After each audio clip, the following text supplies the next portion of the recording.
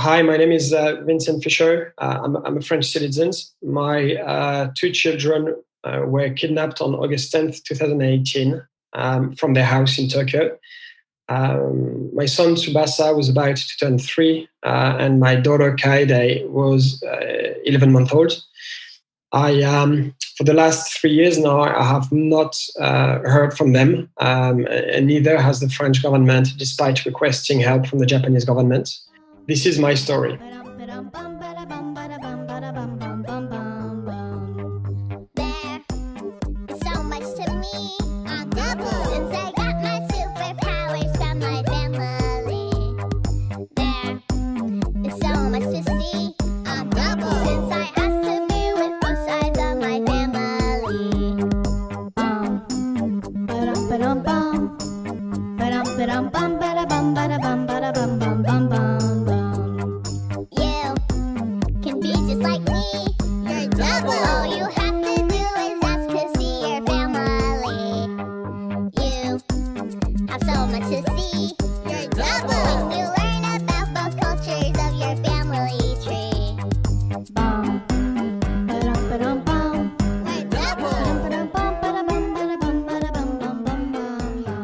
In 2018, Vincent Fichot came home to an empty house in Tokyo, Japan.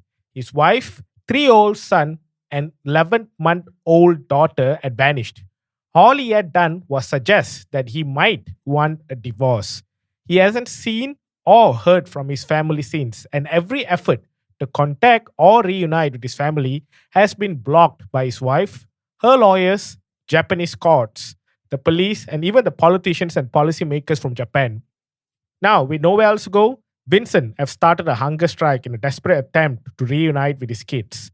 His goal is to stop the strike with a positive end or die trying, literally. I had a chance to speak with Vincent last week, almost 5 days before he started the strike. In this podcast, you will hear the extent a dad will go to reunite with his kids, the gross negligence of Japanese courts on the rights of children to have both their parents, and above all, the reality of child abduction when it comes to Japan. Before we get to the episode, I would like to remind everyone that we recently launched a petition targeted at the Japanese government to stand up for the 3 million kids who have been trafficked since 1991, legally with the help of single custody laws in Japan. Japan does not recognize joint custody laws, as the lawyers and judges profit from it and receive up to 30% of child support payments until the child reaches 20 years of age. While it's a gain for the lawyers and judges, this is a loss-loss situation for the children and parents affected by the single custody law. Winning this campaign depends on our ability to call on thousands of supporters like you. Your signature is the support that we need. Please support our petition and tell the international organizations and other governments to pressure Japan to adopt a joint custody law. You can find the petition at change.org/jointcustodyjapan. Now, without further ado, let's get into the episode. Hi, Vincent. First of all, I would like to thank you for taking the time off your busy schedule, especially in times like this where you are going to go on an all or nothing hunger strike. I know that you have already resigned from your high-paying job, sold your assets, and prepared your will in preparation for this hunger strike. Before we go deeper into it, can you briefly explain to our listeners your motivation and your expectation going into this hunger strike? I've decided to start a hunger strike this coming Saturday, so July 10th. I'll be doing that in front of the Tokyo Olympic Stadium. Yeah, so the reason that led me to do this, to take this drastic action, is because I've tried everything from a legal standpoint. I've since my children were kidnapped on August 10th, 2018. I went to the police 4 times in Japan to claim child abduction, as well as child abuse, because I have unfortunately evidence of that. And the police refused to take my claim into account. As a matter of fact, they were so annoyed that the 4th time I went there, they told me that if I tried to find my children by myself, they would likely arrest me for a kidnapping attempt, which is ironical. And I went to the public prosecutor twice in Japan, who wrote letters asking me to go to the police so that they can start an investigation. But instead, when I went back to the police with these letters, the police threatened me of arrest for a kidnapping attempt. I filed a criminal case in France. This is ongoing for both child abuse and child abduction, but it's just taking ages. And my embassy has contacted the Ministry of Justice of Japan, who so far is refusing to even reply to the demand to locate and assert of my children's well-being, in violation of multiple international convention, especially one on consular protection.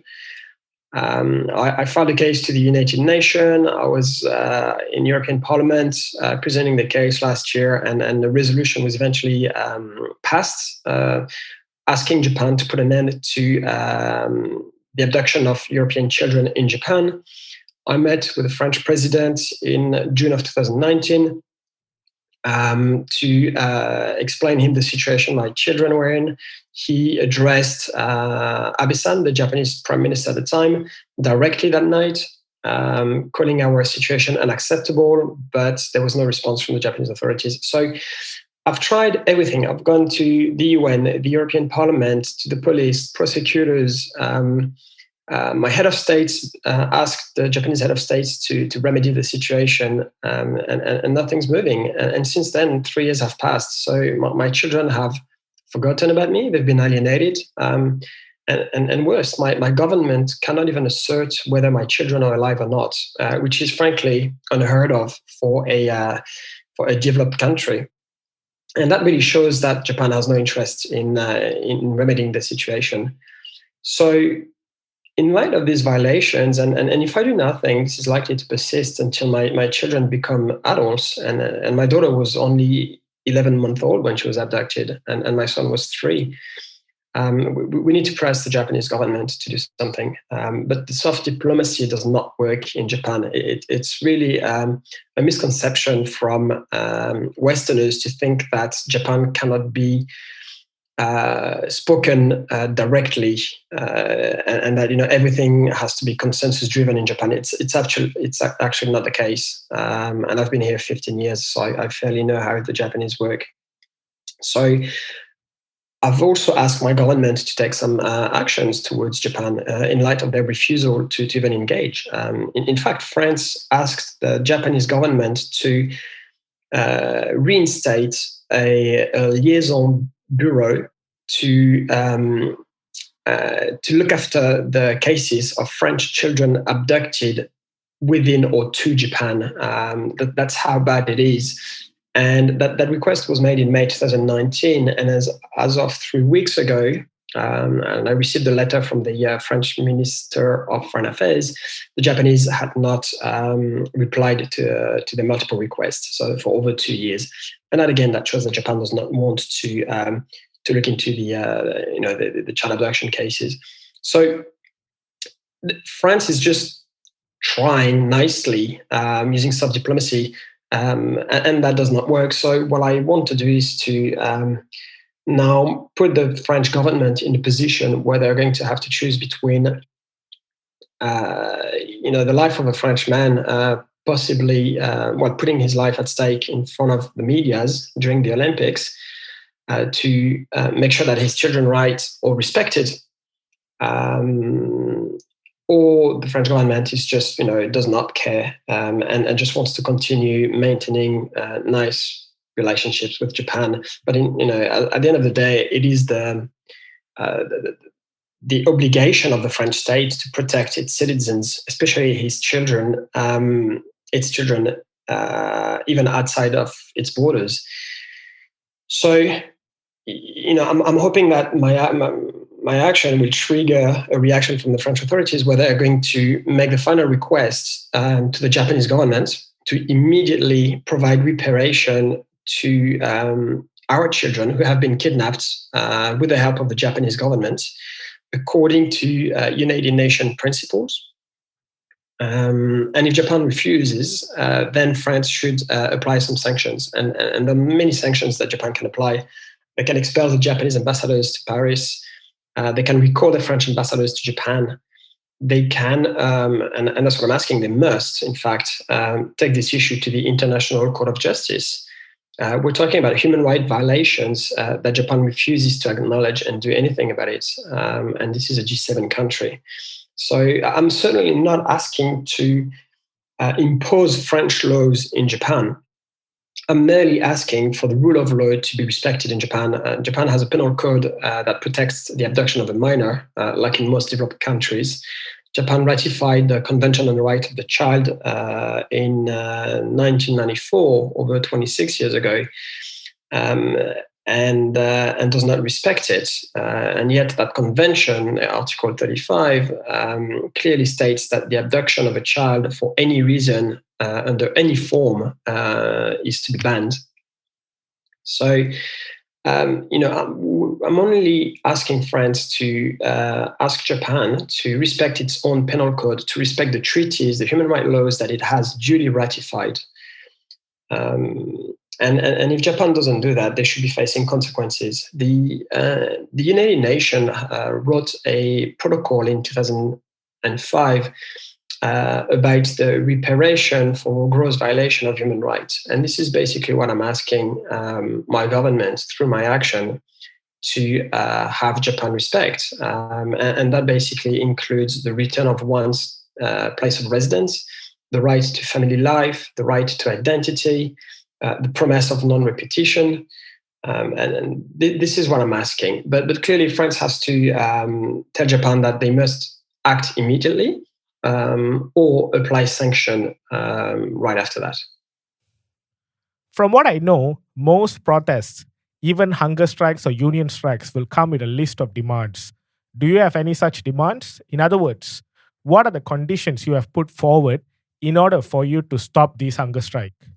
The strike will last as long as my children are not coming back home. So there are really three ways for me to go back home. It's the first one, and the ideal one, is with my children in my arms. The second one is because France has finally agreed to apply sanction against Japan, which would show me that my government is finally deciding to protect my children. Or the third one is in the box, but I'm fully committed to taking that action until the end. I, as a father, have an obligation to do what's necessary to protect my children, and I'm intending on fulfilling that obligation. So, in terms of requests, I have not informed the government yet. But it is pretty clear that to me, I'm asking the French government to request Japan to provide reparation to my children according to the United Nations principle. And the reason I'm doing that is because, as I mentioned, I don't want France to come across as trying to impose French law in a foreign sovereign state. We're just asking them to respect the international treaty that Japan has ratified. Now we have established that. Can you explain a bit about what happened with your children? Just a quick, brief rundown on what caused the abduction, how long you've been away from your children, what did you try, legally or in any other means, to gain custody back? Yeah, so my wife and I had issues in our couple. So in June of 2018, I brought up divorce, and at that time I had been in Japan 12 years, and I had never heard that there was a possibility that I could never see my children. So I spoke to her. I sent an email to a lawyer asking him to mediate the separation so that we could structure a deal that would benefit the children. And really, in my email, and I copied my wife in that email, I stated that I wanted to protect our children from our couple issue. And a few weeks later, my wife refused to talk about divorce. But a few weeks later, I left home on a Friday on August 10th, 2018, and everything seemed normal. And I came back from work around 6 p.m. And when I opened the door, I realized that the house had been emptied. And since that day, I haven't seen my children. My son was about to turn 3 the following day, and my daughter was 11 months old. So, yeah. Now, in this podcast and with Find My Parent, we've been making a lot of noise to gain global attention on the custody laws of Japan. By now, I'm sure the listeners will know about how Japan practices default sole custody as opposed to joint custody. As someone who's been battling these for a few years now and have decided to go on the most extreme measure, why do you think Japan do that? Right, to begin with, I think it's not an issue of joint custody or single custody. As a matter of fact, it's not even an issue about parental right. It's an issue about children rights. So, and Japan has a legal framework to protect the interest of the children. So when you hear people asking, joint custody, so on and so forth, it's actually misleading. Even in a sole custody environment, the judicial system should make sure that they give the custody to the parent who's putting forward a plan to raise the children that will maximize the best interest. So, if you have a parent that says, I'll make sure that my children never see their father or their mother again, clearly this person is not responsible to raise children because they are not really protecting their interests. But Japan automatically gives custody to the abducting parent. So it's not a matter of changing the law. It's a matter of really respecting the existing law. Same with the kidnapping, really. And the reason why this is happening, one of the reasons is the financial collusion, whereby law firms are collecting a percentage of the alimony. So in a sense, they're basically taking away money that should be paid to children for their education, their food and accommodation. So it can range from 10 to 30% of the monthly alimony that goes straight to the lawyer's pocket. And you have to know that judges in Japan, when they retire, they tend to join law firms dealing with family issues that they've ruled for the last 10 to 20 years. So there is a big financial collusion. Judges as well are running visitation centers in Japan. So those are like private institutions that once abducted would allow you to see your child in a room where everything is recorded. You have a supervisor behind you. You cannot speak any other language than Japanese. You cannot take pictures, bring gifts to your children. And you have to pay between $100 to $150 US dollars to spend 1 hour with your child once a month. These visitation centers are a private organization run by former judges. So you have a huge monetary incentive to keep the child abduction business running. There was actually a very nice book published in April of this year that exposed everything with hard evidences. The other thing as well is that the Japanese don't have the emotional intelligence to worry about the interest of their children. They get stuck on their own children, even as parents, which is truly shocking, to be fair. They have not evolved much. And while abduction can make a left behind parent a mother or father, mothers in Japan tend to abduct the children the most. And that is wrongly led by a feminist movement that says, women should actually be the one raising children. And they brand themselves as human rights NGOs, feminist NGOs, which is actually the total opposite from what we're seeing in the West, where, or even just not the West, in every other part of Asia too, except for Japan, is that the feminist movement is here to emancipate women, to make sure they can access to equal job opportunities. They can meet someone after separation, so on and so forth, which is normal, really. But here in Japan, basically, these feminist NGOs consider that the woman should be the one staying home and raising the child. So, it's a combination of really financial collusion within the judicial branch, some wrongly led feminist NGOs, and a culture that really doesn't want to evolve, which is truly sad. Awesome answer. And you mentioned a few things that I want to get a bit deeper into. First of all, we spoke about lawyers, judges, and visitation centers. But I'm sure the politicians or the people who were elected by the common Japanese people have a good idea on how big this issue is in Japan. Why is there no pressure to solve it? Is it because they are in on the corruption and colluding with the judges and lawyers? No. I think there's a bit of that. You have to know that in Japan, even though they claim that the judicial branch is independent from the government, like in any other democracy, 30% of the Ministry of Justice in Japan is composed of 30% of people coming from the judicial branch as an assignment, as a secondment. So you have basically judges or members of family court, high court, going to the Ministry of Justice to work for a period of 2 to 3 years to exchange ideas, supposedly.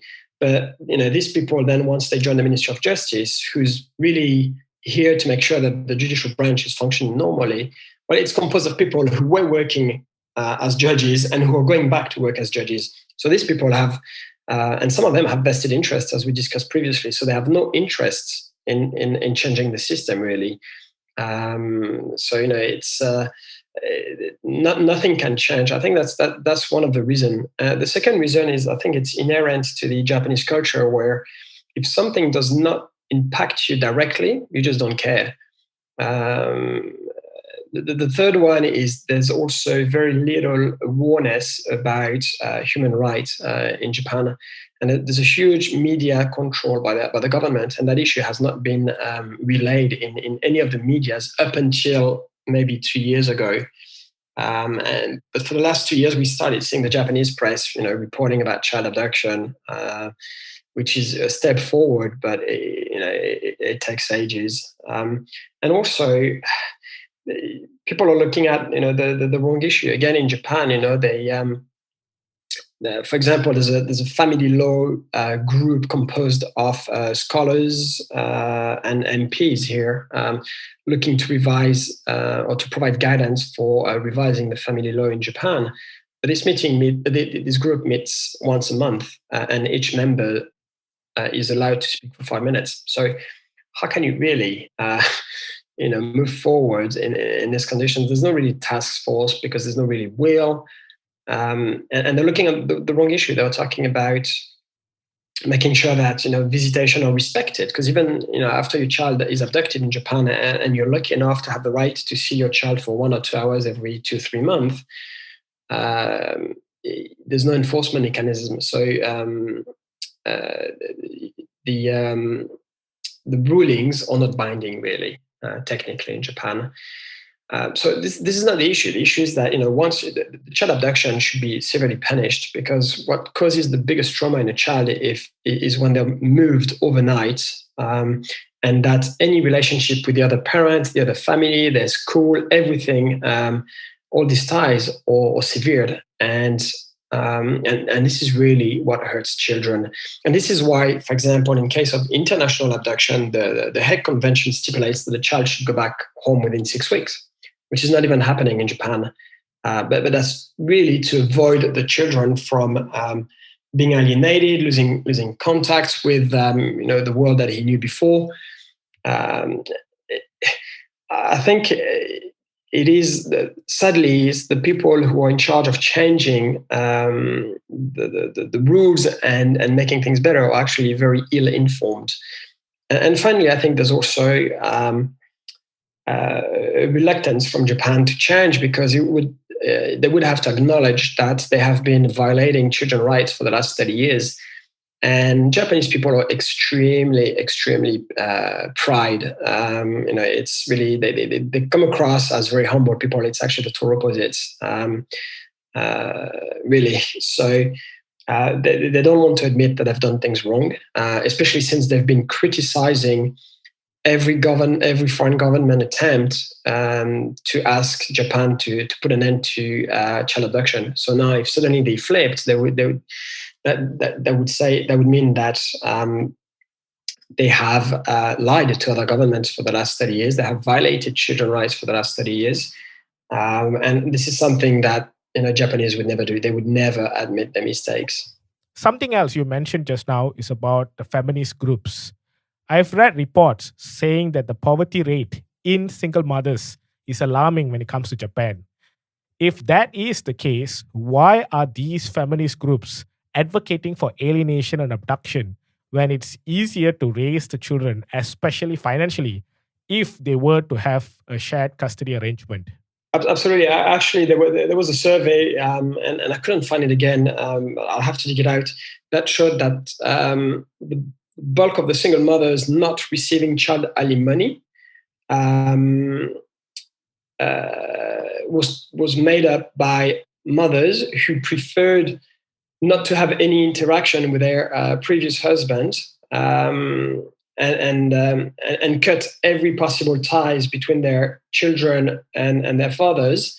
And they preferred to do that and not collect child alimony, that rather than collecting child alimony and having to respect visitations orders. This is again, this is unbelievable from the perspective of anyone outside of Japan, but this is a Japanese mindset. They'd rather put their children in a poor position rather than having to respect the most fundamental interests. We recently spoke to Scott McIntyre, an Australian man who's going through similar situation as yours, where his children were abducted by a Japanese mother. He mentioned to me that most of the media in Japan is filtered, censored, and controlled by the government. Hence, we are not hearing too much about the abduction cases that are happening. Do you agree? What is your opinion on the media manipulation by the Japanese government? Yeah, absolutely. I mean, there's no freedom of press in Japan. I think Japan ranks among the worst, behind actually third world countries in terms of the freedom of press. So this is a well-known issue, and everything's controlled by the government. And it's also a reason why nothing's changing really, because you see tons of articles or documentaries about single mothers being poor, about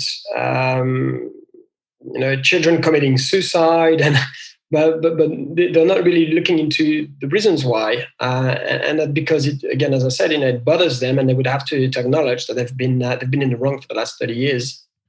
Naturally, my next question is what people can do to help you and the others who are suffering through the same situation. How can we help to make sure that parental alienation and abduction stops? Well, I frankly believe that nothing is going to change. The changes won't come from within Japan. Japan will only bend to international pressure. If you look at the history of Japan, Japan has evolved or has stopped committing atrocities after the international community put strong pressure on them.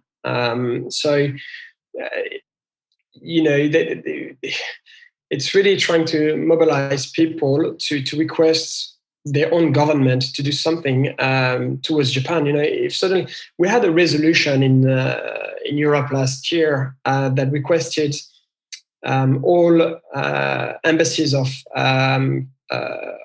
member states being present in Japan to put a warning on their website about the risk of child abduction for anyone coming to Japan. So far, the only real warning posted has been from Italy. So, the beginning would be, to put an end to child abduction, we should warn people of the risk, of coming to Japan or having a child with a Japanese passport holder. That would be the first step to put an end to it. But we also need to bring our already kidnapped children back. So for that, we need the international community to put pressure on their own government to act, and that could be through class action. It could be through protests. It could be through parliamentary, lobbying that could end up on a decision to act. Many things can be done, but the change will not come from Japan. On a positive note, the Japanese parents have started to voice up over the last 2 years, but it's not what it should be. Still, considering that they make up 95% of the issues, I'm still part of the minority. The bulk of the abductions are from a Japanese parent to another Japanese parent. But we have an ongoing case to the United Nations. We filed a class action against the state of Japan for gross violation of children's rights back in August of 2019. So clearly, Japan is under the scrutiny of the UN. There's a high chance that Japan will not listen to the UN rulings, and that's purely because it's non-binding. But if we have at least a guidance from the UN that they fully agree that Japan commits repeatedly, systematically gross violation of children's rights on a very large scale, then that's a tool for all of us to go to our respective governments and have them acknowledge that it's time for them to act. And as the time for soft diplomacy is over. I mean, they've been trying for 30 years. Clearly, something they need to change their approach. For any Japanese citizens who are listening, what can they do? Can they join you in the strike or support you in any way? Yeah, first of all, the Japanese have started, picking up the fight, and I'm extremely thankful for that. There were like 6 class actions right now ongoing in Japan, requesting the government to put an end to child abduction. Unfortunately, they're all being dismissed one by one by the judicial system, and that's very sad, which shows really that Japan is not really a democracy, and the Japanese system does not work. Anyone is welcome to join the hunger strike, but I will certainly not ask anyone to join, because this is too much of a commitment to ask anyone. This is a decision that should be done, thought over for a long time, because there are obviously consequences to that action. And I think, if you do a hunger strike and you stop after 1 week or 2 weeks because you see that it leads to nowhere, then, you lose credibility, and the fight loses credibility. So if someone wants to join it, they have to be willing to go all the way, or until, as I mentioned, our children are back, or there's actually clear sanctions from governments towards Japan, and the sanctions to be applied up until Japan provides reparation, again according to UN principles, to our children. But in terms of helping, anyone who wants to bring me some water is welcome to come along. Anyone who wants to join is welcome to join. Usually hunger strikes take place in hospitals or prisons, but I'll be doing that outside. So it adds an additional layer to the action, where to go to the bathroom and have to walk, which is not easy once you've stopped eating for 2-3 weeks, because it's very difficult to move. Same with being able to have a shower, and there's also the risk that the police would come and arrest me. So it is good if people come and show their support, because it would make it more difficult for the police to arrest me on whatever ground. But in Japan, you don't need to have a clear ground to be arrested. How do people find you online and follow along through this journey? Is there a website or Facebook page for this? And of course, if they were to come and see you during the strike, how do they find you? Yeah, so physically, I have 2 banners that are 2 meters high next to me, one in English, one in Japanese, stating that my children have been abducted by the Japanese, because it is the Japanese who have abducted my children. It's the mother. It's probably the help she's received from her family members. It's the police. It's the judicial branch. It's the government. All of these people are actually responsible for the abduction of my children. So I'll have banners stating that, and then I have a Facebook page dedicated to my children, I have a Facebook page dedicated to this action. I've got a Twitter account, a YouTube channel, and I'll be posting daily videos of roughly 2 minutes long that will explain one side of the issue, but also show and follow the degradation, the degradation of my health conditions, and so that people can see the struggle that one has to go through to be able to have his children's rights respected. And I really hope that through the deterioration of my health, that people will see that it's representing the deterioration of our children's health, because we know that child abduction and child alienation is child abuse. But for one, it's not necessarily visible to the naked eye. So I'm hoping that I can be the interpretation of the mental struggle. And two, you have to know that the Japanese authorities and the Japanese courts are forbidding us to have our children meet with child psychologists that are independent from family courts, because they want to hide the fact that our children are being abused, essentially.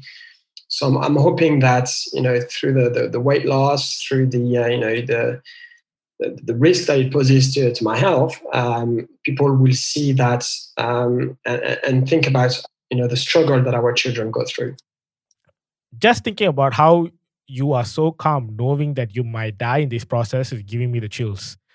Now, with that said, if your children are listening to this podcast or listen to this in the future, what is your message to them? Yeah, I mean, depending on the outcome, I want them to know that I gave everything for them to the last drop, but also that they are certainly not responsible for the current and future situation.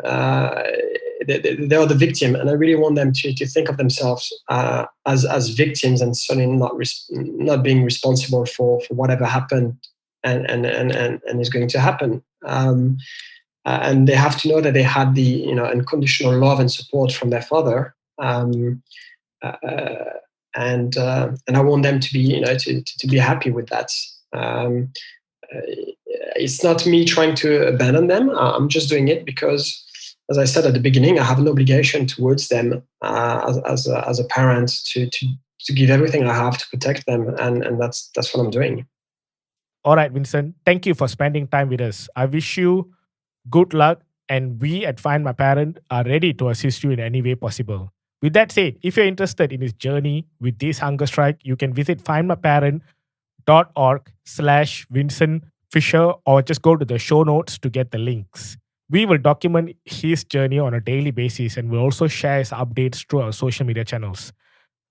Now, I would like to remind everyone that our goal here is to share knowledge with you guys and show that you're not alone in this. With that said, if you need specific legal advice, please get your own independent advice from a qualified legal practitioner.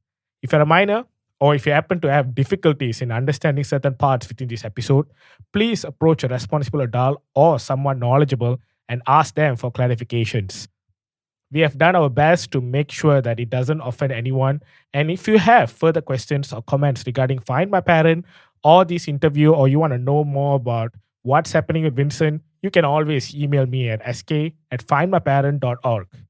If you're someone who got separated from your own parent and would like to find your parent again, please go to findmyparent.org and fill out your details. With the help of our smart algorithms and matching technology, we hope to help you find your alienated parent again. If you're part of an NGO or even a private company passionate about this topic, please reach out through the contact us page in findmyparent.org, and we hope to work together with you. All right, folks, that's it for this week. Speak to you next week. Take care till then.